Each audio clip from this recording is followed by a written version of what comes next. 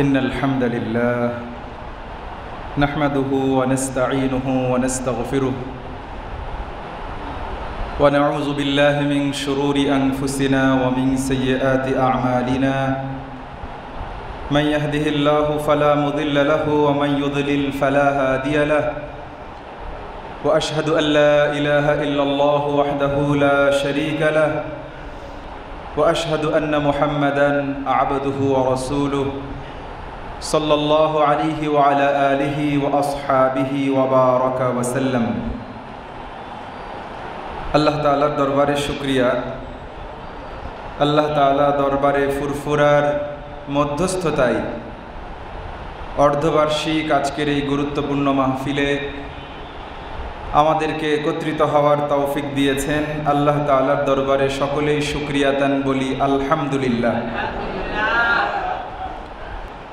আমি আপনাদেরকে রসুল করিম সাল্লাল্লাহু আলাইহি ওয়াসাল্লামের সুন্নাহ থেকে, হাদিস থেকে কয়েকটি হাদিস আলোচনা করব ইনশাআল্লাহ। তো হাদিস আলোচনা করার জন্য ধরে নেই আজকে আমরা এখানে হাদিসের ছাত্র। হাদিসের দর্সের জন্য বেশ কিছু আদব, শিষ্টাচার বা ভদ্রতা এইটা মেনটেন করতে হয়। কেন? কারণ এখন যেই হাদিসগুলো বলা হবে, এখানে দর্স দেওয়া হবে, রসুল করিম সাল্লাল্লাহু আলাইহি ওয়াসাল্লাম তার জীবদ্দশায় এই হাদিসগুলো যখন সাহাবায়ে কেরামের সামনে বলতেন, আমি যেভাবে ঠোঁট নাড়াবো নবীজির ঠোঁটটাও ঠিক ওইভাবেই নড়ত। অতএব হাদিসের দর্স একটা বরকতময় এবং হাদিসের দর্সের সঙ্গে আদব রক্ষা করে বসতে হয়, তাহলে এই দর্সের বরকত পাওয়া যায়, এখান থেকে নিজের ইসলাহ সংশোধন করা সম্ভব হয়। আল্লাহ তাআলা আমাদেরকে উত্তম বোঝার তৌফিক দান করেন, আমিন। আমি আপনাদেরকে হাদিসগুলো বলবো। আমাদের হাদিসের কিতাবসমূহের মধ্যে উল্লেখযোগ্য মিশকাতুল মাসাবিহ একটি গ্রন্থ। এখানে অনেকগুলো অধ্যায় আছে। সেই অধ্যায়গুলোর মধ্যে একটি গুরুত্বপূর্ণ অধ্যায় হলো কিতাবুল আদাব, শিষ্টাচার অধ্যায়। প্রিয় ভাইরা, আজকে যখন আমরা কোনো অফিস আদালতে যাই, অমুসলিম কোনো দেশে যাই, আমরা দেখি যে তারা কত কার্টিসি মেনটেন করে, কত ভদ্রচিত আচরণ করে, কত সহযোগিতাপূর্ণ মনোভাব আমাদেরকে দেখায়, আমাদের আপদ বিপদে প্রয়োজনে আগায় আসে। কিন্তু আজকে মুসলমান হওয়ার পরে, ইমানদার হওয়ার পরে, পীর মাশায়েখগণের সোহবত পাওয়ার পরেও দেখা যায় যে আমাদের ভেতরে এই আচরণগুলো অনেক কম।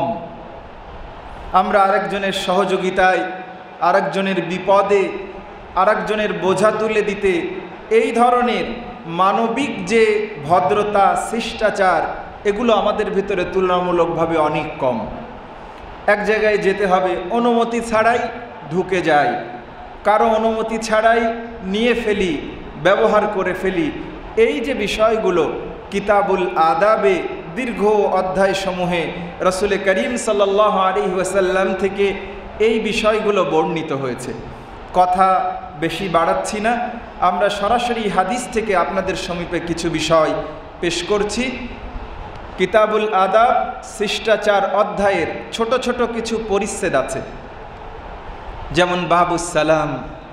শিষ্টাচার বা ভদ্রতার সবচাইতে বড় শিষ্টাচার হলো সালাম বিনিময় করা। এর পরের অধ্যায় রয়েছে বাবুল ইস্তেজান, অনুমতি নেওয়া। কারো ঘরে যেতে হলে, বাবার ঘরে যেতে হলে, মায়ের ঘরে যেতে হলে, সন্তানের ঘরে যেতে হলে, অফিসে ঢুকতে হলে অনুমতি লাগবে কি লাগবে না, নিলে উপকার কি, না নিলে ক্ষতি কি, এই বিষয়গুলো আলোচিত হবে ইনশাআল্লাহ। সর্বপ্রথম শিষ্টাচারের বড় একটি বিষয় হলো সালাম। রসুল করিম সাল্লাল্লাহু আলাইহি ওয়াসাল্লাম থেকে আবু হুরায়রা রাদিয়াল্লাহু তাআলা আনহু একটা হাদিস বর্ণনা করেছেন।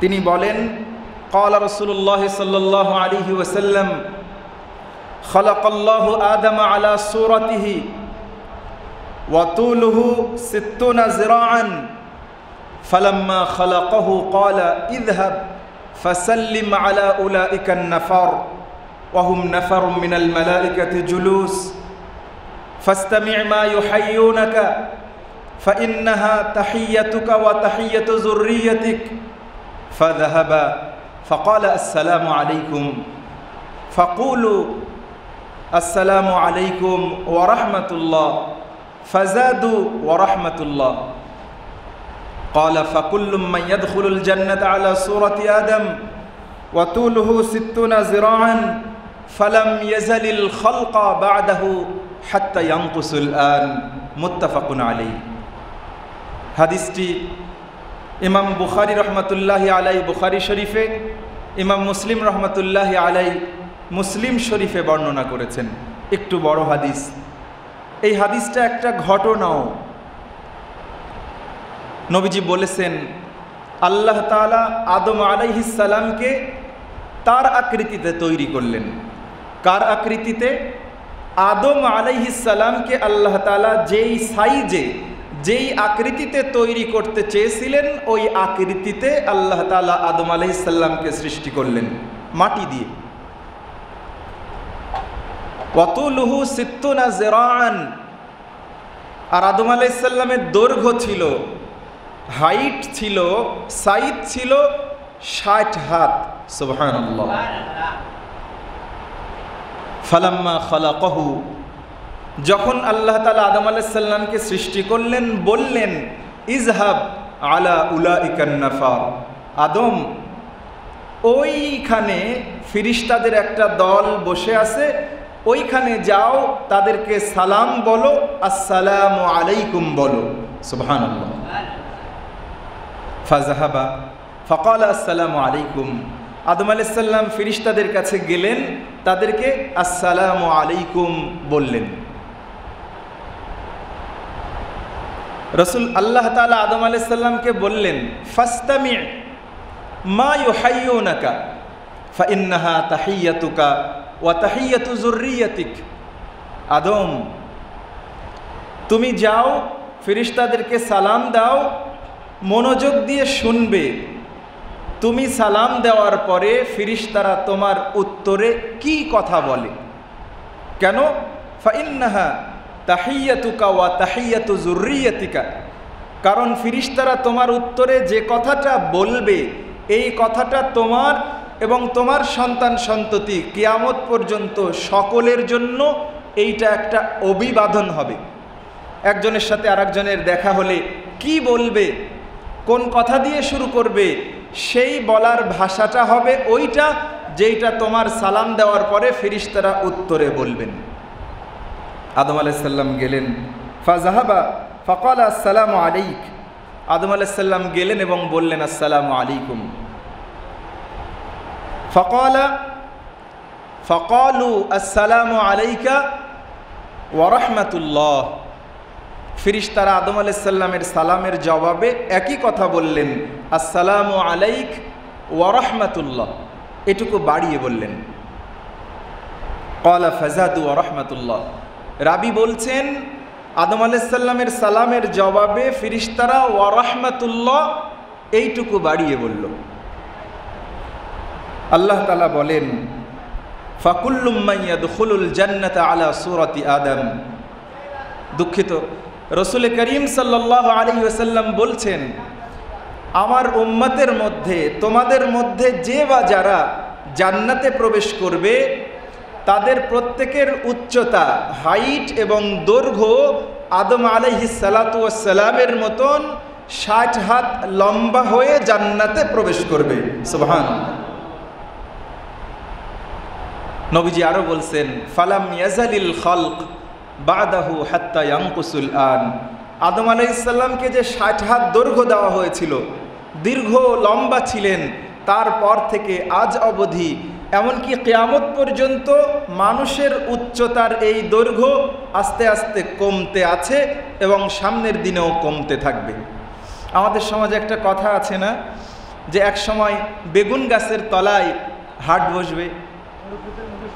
তো ব্যাপারটা হাদিস থেকে এরকম প্রমাণিত নয়, তবে আদম আলাইহিস সালামের দৈর্ঘ্য থেকে ক্রমান্বয়ে আমাদের পর্যন্ত মানুষের উচ্চতা, তাদের হাইট, এটা আস্তে আস্তে কমছে। রাসূল করিম সাল্লাল্লাহু আলাইহি ওয়াসাল্লাম এটা বলেছেন। এটি একটি হাদিস। এরকম অনেক হাদিস রয়েছে। একজন সাহাবী এসে বললেন, ইয়া রাসূলুল্লাহ, আইয়ুল ইসলামি খাইর, ইসলামের সবচাইতে ভালো কাজ কি?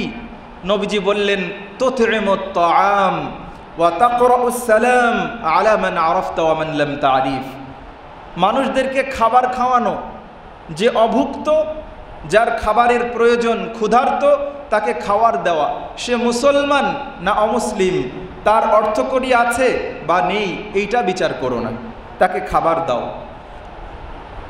আলা মান আরাফতা ওয়া মান লাম তারিফ, আর চেনো অথবা না চেনো, পরিচিত অথবা অপরিচিত, তাদেরকে সালাম দেওয়া হলো ইসলামের সবচেয়ে ভালো কাজ।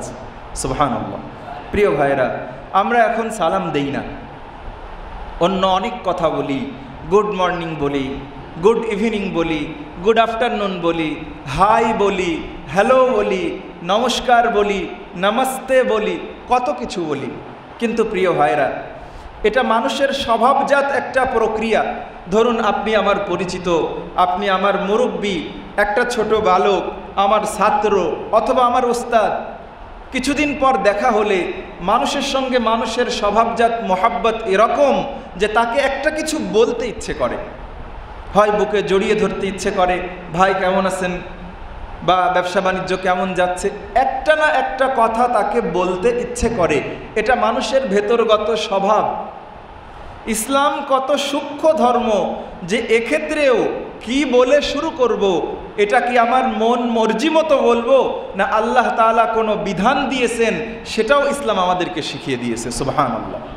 সালাম এতটাই গুরুত্বপূর্ণ একটা বিষয় যে এই পৃথিবীতে মানুষের মুখে উচ্চারিত সর্বপ্রথম বাক্য। আল্লাহ তাআলা আদম আলাইহিস সালামকে সৃষ্টি করলেন, তাকে সব কিছুর নাম শেখালেন। এটা আকাশ, এটা বাতাস, এটা নদী, এটা পানি, এটা আগুন, এটা সৃষ্টি, সব কিছুর নাম শেখানোর পরেই আল্লাহ তাআলা সর্বপ্রথম বললেন যে যাও ফেরেশতাদেরকে সালাম দাও। তাহলে সালামের এই বিধান মূলত শুধুমাত্র উম্মতে মুহাম্মাদির জন্য নয়, বরং পৃথিবীতে যত নবী এসেছেন, যত রাসূল এসেছেন, একেবারে আদম আলাইহিস সালাতু ওয়াস সালাম থেকে শুরু করে সকল নবীর শরীয়তে এই বিধান দেওয়া হয়েছে। সুবহানাল্লাহ। এজন্য প্রিয় ভাইরা, সালাম হলো পৃথিবীর বুকে সর্বপ্রথম শেখানো আল্লাহ তাআলার বাক্য, মানুষের মুখে উচ্চারিত প্রথম কথা। আর এটি আপনার এবং আমার জন্য পারস্পরিক দোয়া। কি বলি? আসসালামু আলাইকুম, আপনার উপরে শান্তি আসুক। ধরুন কেউ তাকে গুড মর্নিং বলেছে, সকালবেলা হয়তো তার স্ত্রীর সাথে ঝগড়া করে এসেছেন, তাহলে তাকে যদি বলা হয় যে গুড মর্নিং, আসলে তার মর্নিংটা কি সত্যিকারের গুড হয়েছে? হয়নি। এজন্য যেভাবেই বলি না কেন, ধরেন সকালবেলা আমি অনেক শান্তিতে আছি, তারপরে যদি কেউ আপনার জন্য শান্তির দোয়া করে, তাহলে কি অপরাধ হবে? আপনার শান্তি যদি বেশি হয়ে যায়, তাহলে কি আপনার কষ্ট হবে?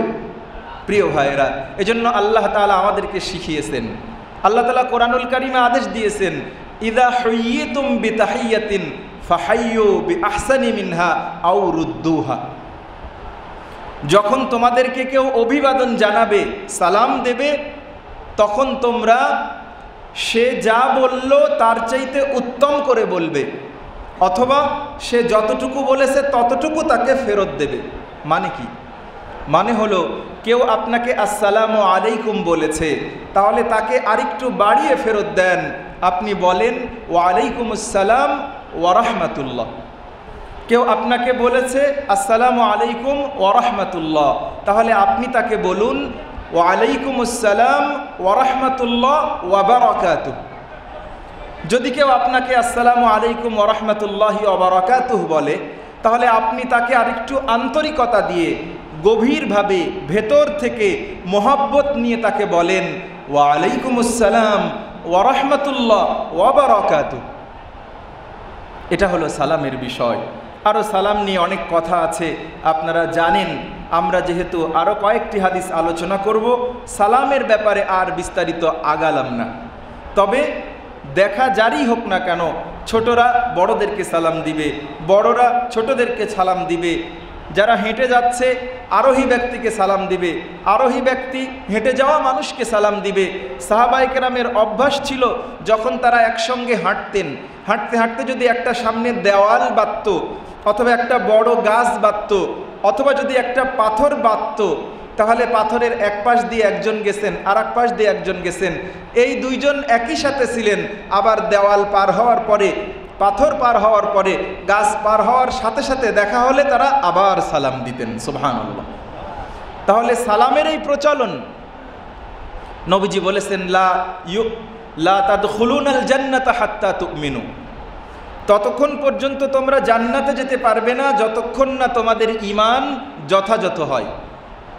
ওয়ালা তুমিনু হাত্তা তাহাব্বু, ততক্ষণ পর্যন্ত তোমাদের ঈমান পরিপূর্ণ হবে না যতক্ষণ না তোমরা পরস্পরকে আল্লাহর জন্য ভালোবাসো। নবীজি বলছেন আওয়ালা আদুল্লুকুম আলা শাই ইজা ফাআলতুমুহু তাহাবাবতুম, আমি কি তোমাদের এমন একটা বিষয় বলে দেব না যা করলে তোমাদের পারস্পরিক ভালোবাসা বাড়বে? সাহাবায়ে কেরাম বললেন হ্যাঁ ইয়া রাসূলুল্লাহ, বলে দিন। নবীজি বললেন আফশুস সালামা বাইনাকুম, তোমরা নিজেদের ভেতরে সালামের ব্যাপক প্রচলন করো। দুঃখজনক বিষয় হলো আমরা অনেক সময় সালাম দিতে চাই না, পেতে চাই। আমরা মনে করি আমি তো মুহাদ্দিস মানুষ, আমি কেন সালাম দেব, ছাত্ররা আমাকে সালাম দেবে, আমি উত্তর দেব। আমি দরবারের মুআল্লিম, আমি মুরিদদের কাছ থেকে সালাম পাবো, আমি কেন দেব? অথচ রাসূল করিম সাল্লাল্লাহু আলাইহি ওয়াসাল্লাম যখন যে রাস্তায় অতিক্রম করেছেন, ছোট হোক বড় হোক, সকলকে আগে সালাম দিয়েছেন। আমার ওস্তাদ ডক্টর আব্দুল্লাহ জাহাঙ্গীর স্যার রাহিমাহুল্লাহ, আমরা তাকে দেখেছি। আমরা যখন ক্লাস করতাম, এমন একটা দিন ছাত্ররা স্যার রাহিমাহুল্লাহকে আগে সালাম দিতে পেরেছি এমন হয় নাই। দরজা দিয়ে ঢোকার আগে সালাম শুরু করে দরজা দিয়ে সালাম বলতে বলতে ঢুকেছেন। এই মর্যাদাময় দোয়া এবং বরকতের এই আমলটা স্যারের কাছ থেকে কোনো দিন আমরা গ্রহণ করতে পারি নাই। প্রিয় ভাইরা, আল্লাহ তাআলা আমার ওস্তাদ ডক্টর আব্দুল্লাহ জাহাঙ্গীর স্যার রাহিমাহুল্লাহর কথা মনে পড়ে গেল। আল্লাহ তাআলা তাকে জান্নাতুল ফেরদাউসের মেহমান হিসেবে কবুল করেন, আমিন। আসুন আমরা সালামের ব্যাপক প্রচলন নিজেদের ভেতরে ঘটাই। আমার ওস্তাদ বলতেন যে কোনো এক মাজলিসে সালাম নিয়ে কথা বলেছি, তো এক লোক বাড়িতে গিয়ে দরজায় নক করেছেন, তার স্ত্রী দরজা খুলে দিয়েছেন, তিনি সালাম দিয়েছেন। তো স্ত্রী ঘরে ঢোকার পরে বলছে যে আমাকে সালাম দিচ্ছ কেন, তুমি আমাকে চিনতে পারছো না? তার মানে আমাদের সমাজে সালামের প্রচলনটা এতটাই অভাব অবস্থায় আছি যে স্বামী স্ত্রীকে সালাম দিতে পারে, স্ত্রী স্বামীকে সালাম দেবে, এটা আমরা চিন্তাই করতে পারি না। এজন্য প্রিয় ভাইরা, আসুন আমরা আজকের পরে বাড়িতে গিয়ে বাড়িতে ঢোকার সময় সালাম দেই। নবীজি বলেছেন যখন কেউ তার বাড়িতে সালাম দিয়ে ঢোকে, আল্লাহ তাআলা ওই বাড়ি থেকে দুষ্ট জিন এবং শয়তানকে দূর করে দেন এবং ওই বাড়ির পরিবারের জনগণের জন্য আল্লাহর পক্ষ থেকে বরকতের সিদ্ধান্ত দিয়ে দেন। সুবহানাল্লাহ।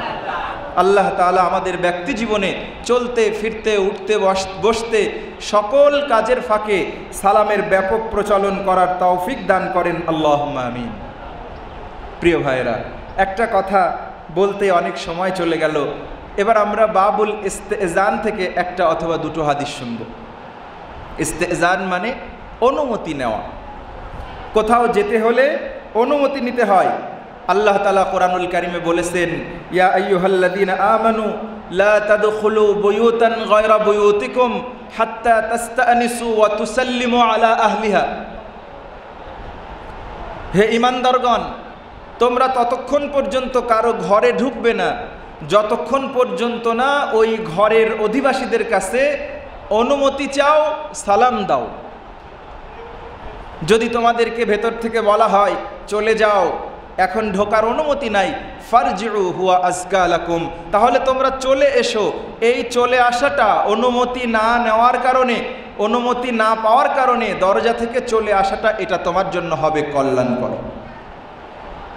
সাহাবায়ে কেরাম সব সময় নবীজির কাছে প্রবেশের জন্য অনুমতি চাইতেন। আমাদের সমাজে এটা অনেক কম। আমরা মনে করি ছেলে, তার ঘরে আবার অনুমতি কি চাইব, আম্মা তার ঘরে আবার অনুমতি কি চাইব। অনুমতির ব্যাপারে সূরা নূরে আল্লাহ তাআলা দীর্ঘ আয়াতে কারিমা বলেছেন, অন্য অন্য জায়গাতেও খণ্ড খণ্ড করে আল্লাহ তাআলা বলেছেন। একটা ছোট্ট হাদিস শোনাই। হযরত আবু সাঈদ খুদরি রাদিয়াল্লাহু তাআলা আনহু তিনি বলছেন, আতানা আবু মুসা আশআরী রাদিয়াল্লাহু তাআলা আনহু তিনি একবার আমাদের কাছে এলেন এবং বললেন, ইন্না ওমর আরসালা ইলাইয়া আন আতিয়াহু। হযরত ওমর রাদিয়াল্লাহু তাআলা আনহু একবার আমাকে তার সঙ্গে দেখা করার জন্য সংবাদ পাঠালেন। আমি গেলাম, তার দরজায় নক করলাম, সালাম দিলাম। সালাম দেওয়ার পরে ভেতর থেকে কোনো উত্তর এলো না, আমি চলে এলাম। পরক্ষণে যখন আমিরুল মুমিনিনের সঙ্গে দেখা হলো, তিনি বললেন, কি ব্যাপার, তোমাকে না সংবাদ দিয়ে পাঠিয়েছিলাম দেখা করার জন্য, এলে না কেন? তিনি বললেন, আমিরুল মুমিনিন, আমি তো আপনার বাড়িতে গিয়েছিলাম, 3 বার সালাম দিয়েছিলাম, ভেতর থেকে কোনো উত্তর না আসার কারণে আমি ফিরে এসেছি। কি বলো? তুমি তোমার কথার পক্ষে সাক্ষী নিয়ে আসো। তখন তিনি আরেকজন সাহাবী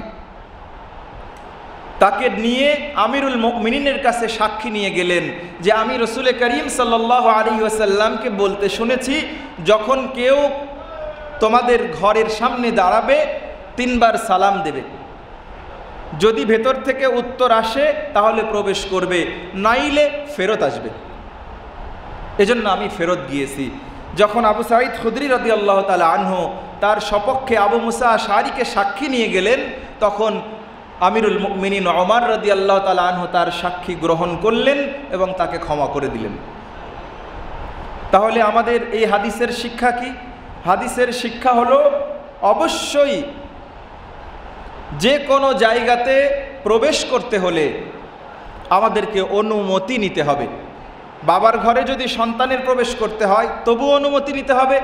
সন্তান যদি প্রাপ্তবয়স্ক হয়ে যায় তবুও তার ঘরে ঢুকতে হলে বাবা এবং মায়েরও অনুমতি লাগবে।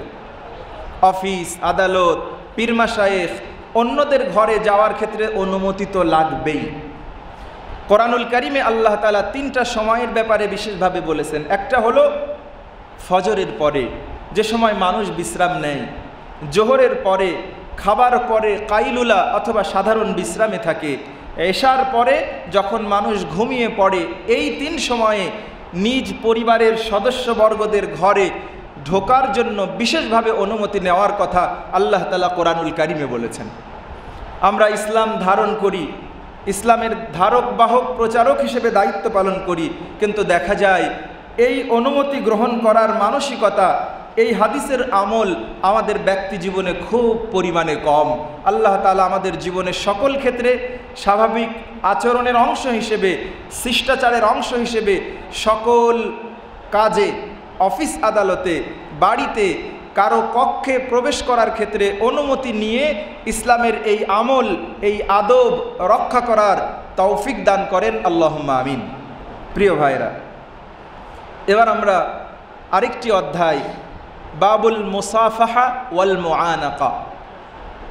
মুসাফাহা তো আমরা বুঝি একজনের হাত আরেকজনের হাতের সঙ্গে লাগানো, আর মুআনাকা একজনের ঘাড় আরেকজনের ঘাড়ের সঙ্গে লাগানো, যেটাকে আমরা কোলাকুলি বলি। এই বিষয়ে 2-1টি হাদিস শুনব। কাতাদা রাদিয়াল্লাহু তাআলা আনহু থেকে একটি হাদিস বর্ণিত হয়েছে। তিনি বলেন, কুলতু লি আনাসিন, তিনি আনাস রাদিয়াল্লাহু তাআলা আনহুর কথা বলছেন যে আমি আনাস রাদিয়াল্লাহু তাআলা আনহুকে জিজ্ঞাসা করলাম। আনাস রাদিয়াল্লাহু তাআলা আনহুকে, তিনি নবীজির খাদেম ছিলেন। দেখেন, নবীজির খাদেম ছিল, কিন্তু খাদেমের সঙ্গে নবীজির শিষ্টাচারটা কেমন ছিল? আনাস রাদিয়াল্লাহু তাআলা আনহু নিজে বলছেন, খাদামতুন নবিয়্য সাল্লাল্লাহু আলাইহি ওয়াসাল্লাম 10 সিনিন, আমি নবীজির 10টা বছর খেদমত করেছি। নবীজি একটা দিনের জন্য আমাকে বলেন নাই লিমা ফাআলতা আও লিমা লাম তাফআল, আনাস এই কাজটা করেছো কেন, করনি কেন? নবীজি কখনো 10টি বছরের ভেতরে তার খাদেম আনাস রাদিয়াল্লাহু তাআলা আনহুকে কখনো চার্জ করেন নাই, ধমক দেন নাই। অথচ তিনি নবীজির সার্বক্ষণিক খেদমত করতেন। 10-10টি বছর নবীর পরিবারে, নবীর ঘরে থেকে নবীজির খেদমত আঞ্জাম দিয়েছেন। তাহলে এগুলো থেকে কি আমাদের শিক্ষা নাই? আমরা নামাজ, রোজা, হজ, যাকাতকেই শুধুমাত্র ইবাদত বানিয়ে নিয়েছি। আমাদের ব্যক্তিগত আচরণ, প্রতিবেশীর সঙ্গে আচরণ, ভাইয়ের সঙ্গে আচরণ, সহকর্মীর সাথে আচরণ, ক্রেতার সাথে আচরণ, বিক্রেতার সাথে আচরণ কখনো কখনো এমন রূঢ় হয়ে যায়, এমন বদমেজাজি হয়ে যায়, যা ইসলামের সমহান আদর্শ এবং সৌন্দর্যকে ম্লান করে দেয়, নষ্ট করে দেয়। এজন্য প্রিয় ভাইয়েরা, কিতাবুল আদাব থেকে হাদিসগুলো বলার অর্থ হলো যে আমাদের ভেতরে যেই শিষ্টাচারগুলোর দুর্বলতা রয়েছে, আমাদের ভেতরে সেই শিষ্টাচারগুলো যেন প্রতিস্থাপিত হয়। তাহলে কাতাদা রাদিয়াল্লাহু তাআলা আনহু আনাস রাদিয়াল্লাহু তাআলা আনহুকে জিজ্ঞাসা করছেন, আচ্ছা ভাই, মুসাফাহার নিয়ম প্রচলন কি নবী যুগে ছিল? আনাস রাদিয়াল্লাহু তাআলা আনহু বললেন, নাম, হ্যাঁ, নবীজির যুগে মুসাফাহার নিয়ম সাহাবায়ে কেরামদের মধ্যে ছিল। পরের আরেকটি হাদিস আমি আপনাদের সামনে উপস্থাপন করছি। আনিল বারা ইবনে আজিব রাদিয়াল্লাহু আনহু, হযরত বারা ইবনে আজিব রাদিয়াল্লাহু তাআলা আনহু থেকে বর্ণিত, তিনি বলেন, ক্বালান নবী সাল্লাল্লাহু আলাইহি ওয়াসাল্লাম, নবীজি বলেছেন, মা মিন মুসলিমাইনি ইয়ালতাকিয়ানি ওয়া ইয়াতাসাফাহানি, যখন দুইজন মুসলমান একত্রিত হয়, একজন আরেকজনের সাথে সাক্ষাৎ করে, মুসাফাহা করে, সালাম দেয়, সালাম দেওয়ার পরে তারা পরস্পরের সঙ্গে মুসাফাহা করে। মুসাফাহা মানে হাত মিলাই। আমরা অনেক সময় মনে করি যে 2 হাত এবং 2 হাত মোট মিলে 4 হাত হতে হবে। হাদিস থেকে যেমনটি জানা যায়, কখনো কখনো নবীজি 1 হাত এগিয়ে দিয়েছেন, সাহাবায়ে কেরাম 2 হাত এগিয়ে দিয়েছেন। কখনো সাহাবীরা 2 হাত এগিয়ে দিয়েছেন, নবীজি 1 হাত এগিয়ে দিয়েছেন। কোনো সাহাবী পরস্পর 1 হাত আগায় দিয়েছেন, যেটাকে আমরা হ্যান্ডশেক হিসেবে সমাজে চিনি। আমরা হ্যান্ডশেকের এই পরিভাষা বলি না, বোঝার জন্য বলছি। একজন মুসলমান আরেকজন মুসলমানের হাত ধরবে, দোয়া করবে। কি দোয়া করবে? ইয়াগফিরুল্লাহু লানা ওয়া লাকুম, আল্লাহ তাআলা আপনাকে এবং আমাকে, আপনাদের এবং আমাদেরকে মাফ করে দেন, এই দোয়া করবে।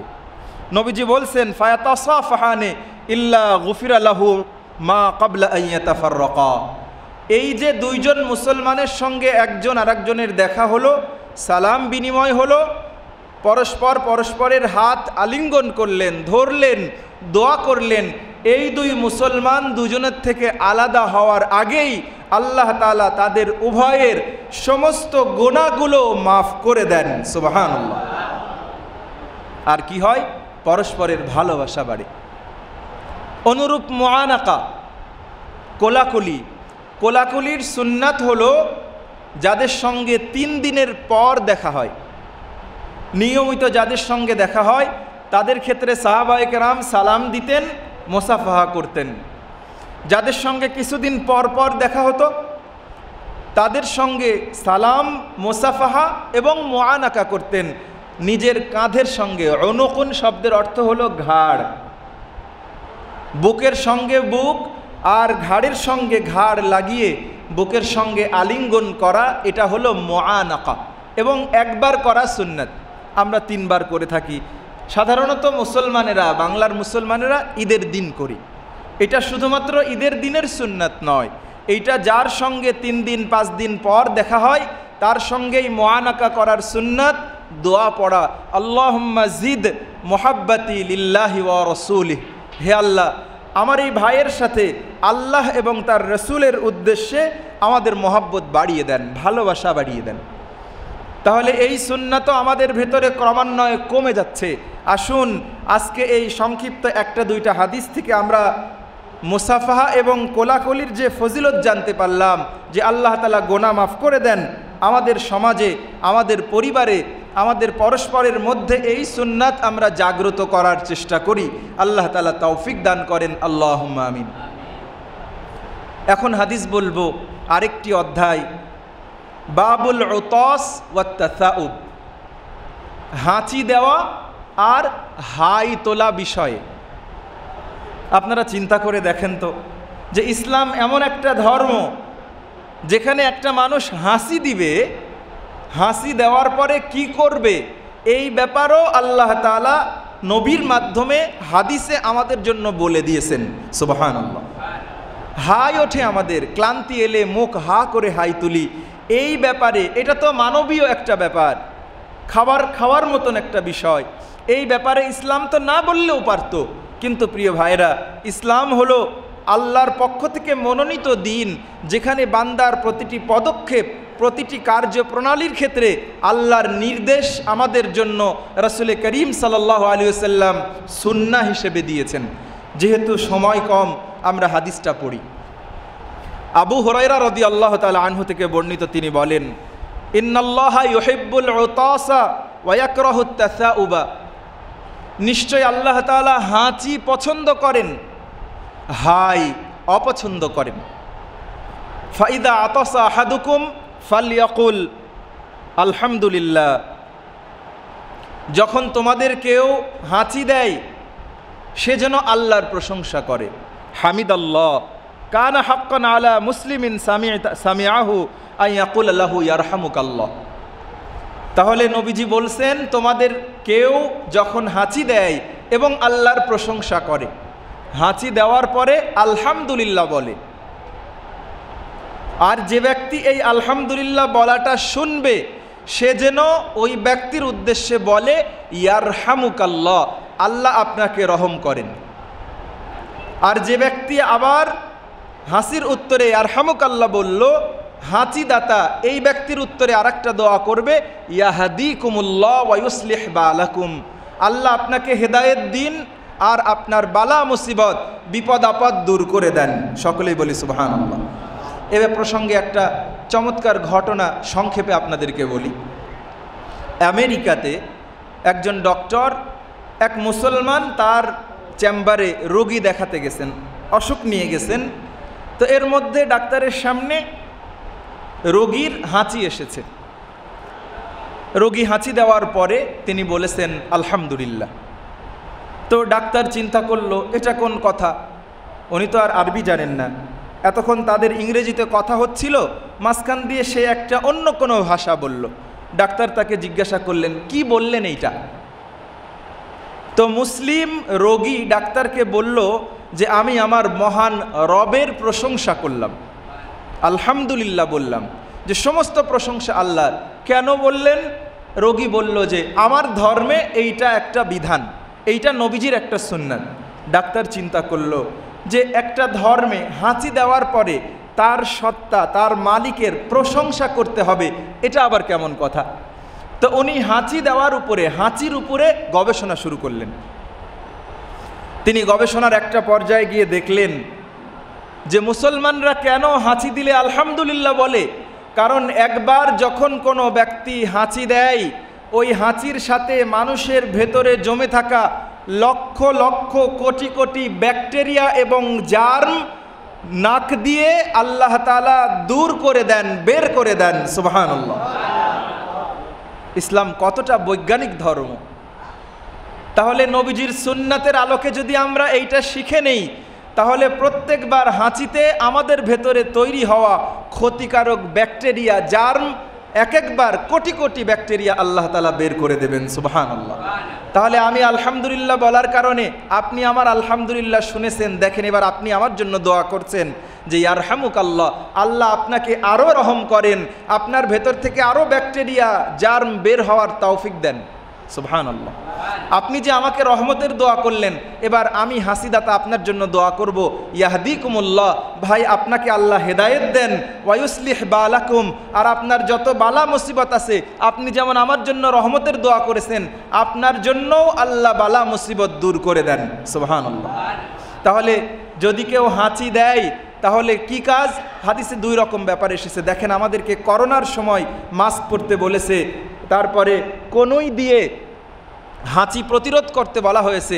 নবীজি হাদিসে, এই অধ্যায়ের হাদিসেই বলেছেন, ইজা আতাসা আহাদুকুম, যখন তোমাদের কেউ হাঁচি দেয়, ফাল ইয়াগুজ্জা সাউতাহু, সে যেন হাসির উচ্চ আওয়াজটা নিয়ন্ত্রণ করে। এরপরে নবীজি একটা কাপড় দিয়ে অথবা হাতের এই তালু দিয়ে তিনি মুখমণ্ডলকে ঢেকে নিতেন। তাহলে ১৫০০ বছর পরে আধুনিক বিজ্ঞান চিন্তা করে গবেষণা করে করোনার সময় আমাদেরকে হাঁচির নিয়ম কানুন শিখিয়েছে, অথচ আমার আপনার নবী ১৫০০ বছর আগে ছোট্ট নির্দেশনায় হাসির ব্যাপারে উম্মতকে দিক নির্দেশনা দিয়েছেন। সুবহানাল্লাহ। আর ইদা তাসাওয়াবা আহাদুকুম, যখন হাই আসে, এই হাই আসার পর আমরা যখন মুখটা হা করি, একটা শব্দ করি আ, এই শব্দটা শুনে শয়তান হাসে। এজন্য আমাদের দায়িত্ব হলো যখন হাই আসবে আমরা আমাদের বাম হাতটাকে, এই তালুর অংশটাকে মুখের দিকে দিয়ে এটাকে প্রতিরোধ করব। প্রথম দায়িত্ব হলো একটা ঠোঁট আর একটা ঠোঁট দিয়ে চেপে ধরে রাখার চেষ্টা করা, যাতে করে আমাদের মুখটা হা হয়ে না যায়। আর যদি হয়ে যায় তখন বাম হাত দিয়ে আমাদের এই তালু দিয়ে মুখমণ্ডলটাকে আটকে রাখা, যেন আমাদের হাইটা, মুখের এই ভঙ্গিমা, এই ভেংচিটা প্রকাশ না পায়, শয়তান যেন খুশি না হয়, এভাবে চেষ্টা করা। তাহলে এই ছোট্ট ছোট্ট শিষ্টাচারগুলো আমাদের ব্যক্তি জীবনে প্রতিস্থাপন হওয়ার দরকার আছে না প্রিয় ভাইয়েরা? আল্লাহ তাআলা সুন্নাতের আলোকে এই শিষ্টাচারগুলো আমাদের ব্যক্তি জীবনে আমল করার তৌফিক দান করেন। মিশকাতুল মাসাবি এই গ্রন্থের কিতাবুল আদাবে ছোট ছোট অধ্যায়ে এই বিষয়গুলো বর্ণিত হয়েছে। আপনাদের কাছে অনুরোধ থাকবে, বাড়িতে সম্ভব হলে মিশকাতুল মাসাবির এই গ্রন্থটি আপনারা অল্প অল্প করে নিজেরা পড়বেন, পরিবারে দর্সের ব্যবস্থা করবেন। স্ত্রীকে নিয়ে, কন্যাকে নিয়ে, পুত্রকে নিয়ে বাংলায় অনুবাদ হয়ে গেছে, এগুলো পড়ব। ব্যক্তি জীবনে নবীজির এই সুন্নাতগুলো, সৌন্দর্যগুলো যদি আমরা ধারণ করতে পারি, সামাজিকভাবে আমরা মর্যাদার অধিকারী হব। নবীজির এই সুন্নাতগুলো পালন করার দরুন আমাদের ভান্ডারে, আমাদের নামায় আমলে, আমাদের অ্যাকাউন্টে আল্লাহর পক্ষ থেকে অনেক সওয়াব এবং প্রতিদান জমা হবে। আল্লাহ তাআলা জীবনের সকল ক্ষেত্রে নবীর সুন্নাতগুলো জানার, সেই অনুযায়ী জীবন পরিচালনা করার তৌফিক আমাদেরকে দান করেন। আল্লাহুম্মা আমিন। সুবহানাকাল্লাহুম্মা বিহামদিকা আশহাদু আল্লা ইলাহা ইল্লা আনতা আস্তাগফিরুকা ওয়া আতুবু ইলাইক। ওয়াসসালামু আলাইকুম ওয়া রাহমাতুল্লাহি ওয়া বারাকাতুহু।